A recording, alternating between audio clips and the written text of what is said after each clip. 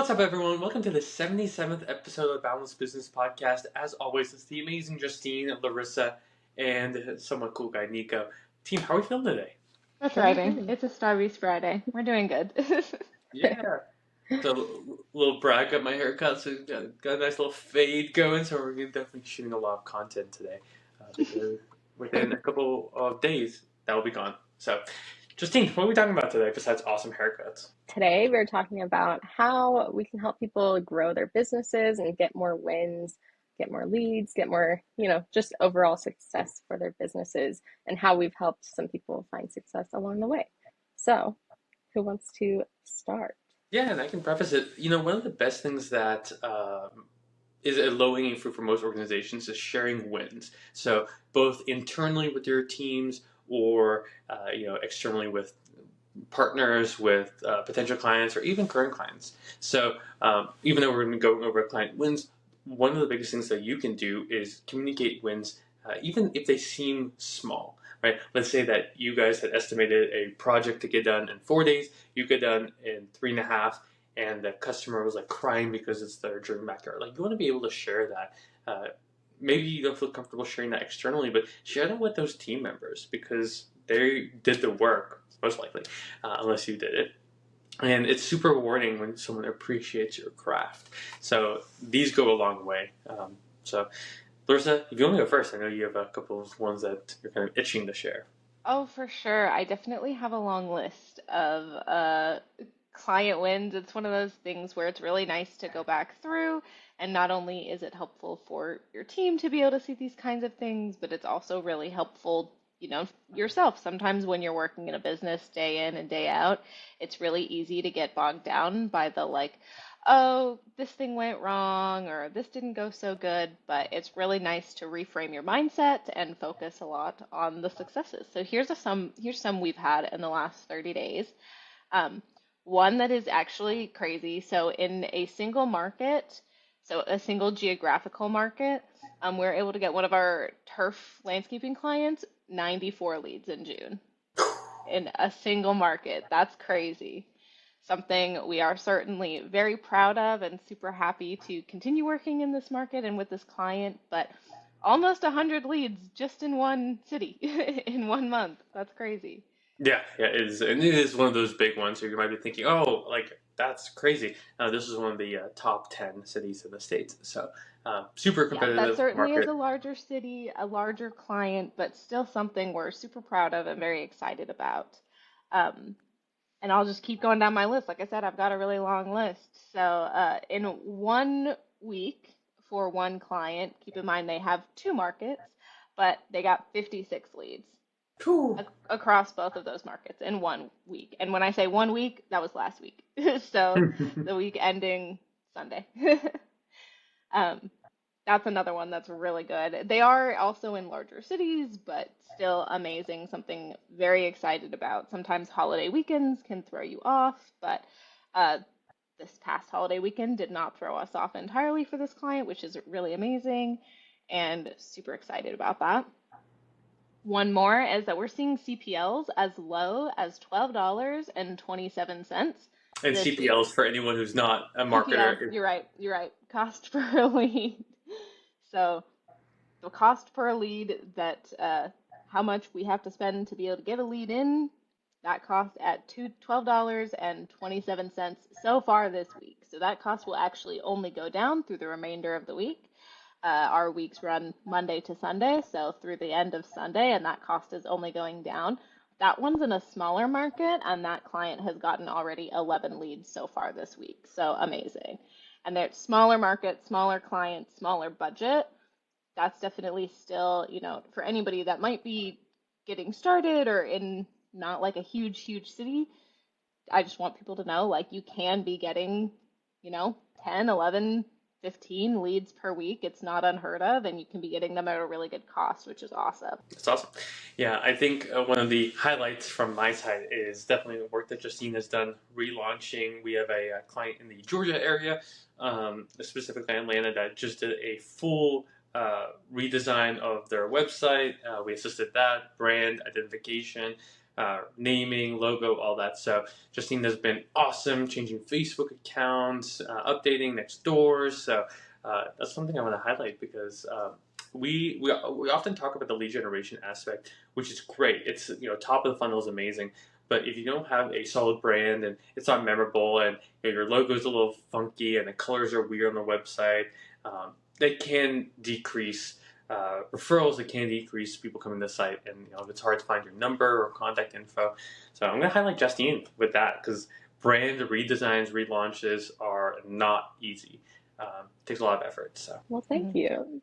Yeah, it was a lot of work, but I think it was worth it. I think it turned out really well. So hopefully it helps with the, bigger puzzle of getting more leads and getting more business for them. And then the only other thing that I think is a big win, so we like consistency here.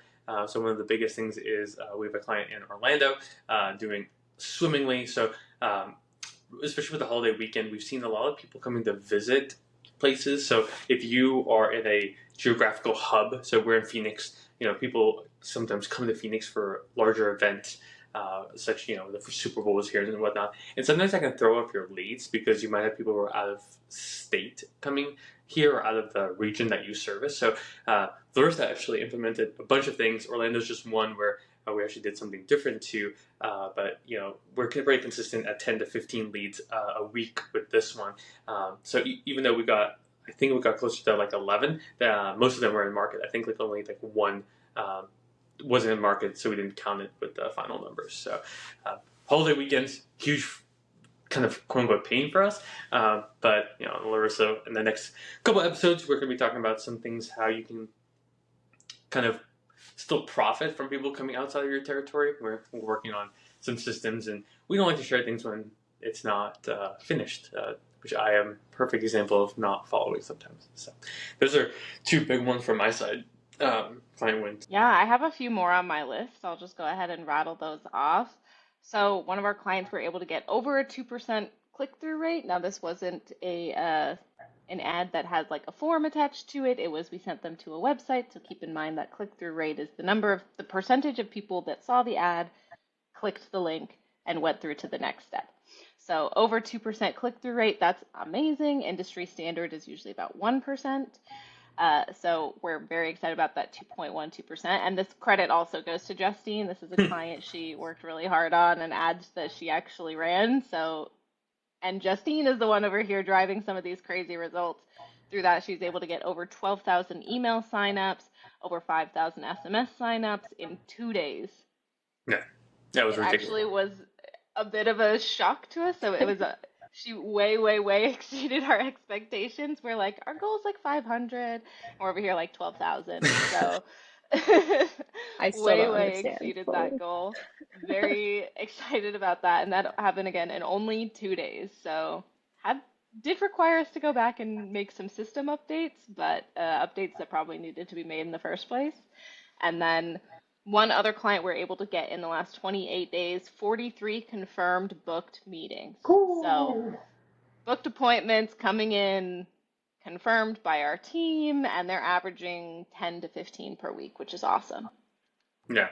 And that's where we're noticing we're talking about different things, right? We're talking about leads, we're talking about estimates, we're talking about book calls, we're talking about brand redesigns, because, as an agency, there's different facets of our business, right? And most likely for your business, your landscaping business, your turf installation business, you have other things that you do. So maybe you do the installation, but you also do like edging, or maybe you do fencing or general landscaping on top of that. Like, it's okay to separate those out. So even though maybe there's not a massive win on the turf side, maybe it's on the review side. So you got X amount of reviews, or maybe you guys did a palm trimming before that, and the customer brought something up. Like, you can, even though your main thing, which in our case the main thing is lead generation and estimates, you can talk about brand redesigns, launching stuff, reviews. You can talk about that all because it feeds into, for us, our service, which is marketing.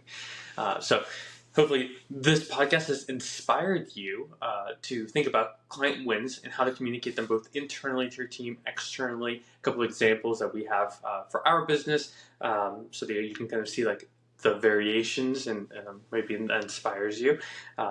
team, do you have any closing remarks or anything? Yeah, I was just going to say one of the most applicable ways, if you're a landscaper or a contractor or somebody in the home building space, the easiest way you can communicate client wins is to be able to showcase, like Nico mentioned, reviews, but also before and afters. What's nice is like for us, it's a lot of like numbers and data, but for you, a picture will tell 1,000 words, right? That's something that like that is such an easy win to be able to demonstrate is just completing a project and having it finish looking amazing. So taking those photos, really being able to showcase the transformation. For us, we have to show that with data and numbers because we sit at our computers all day.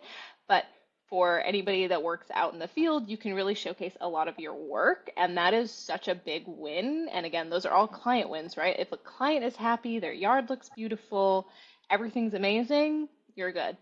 Take those before and afters, showcase those wins, and make sure again that all those happy clients hopefully are then leaving you reviews on your Google, Facebook, wherever, and getting some of those in writing. And then you can share those reviews as well to say, look, another happy client, look at this.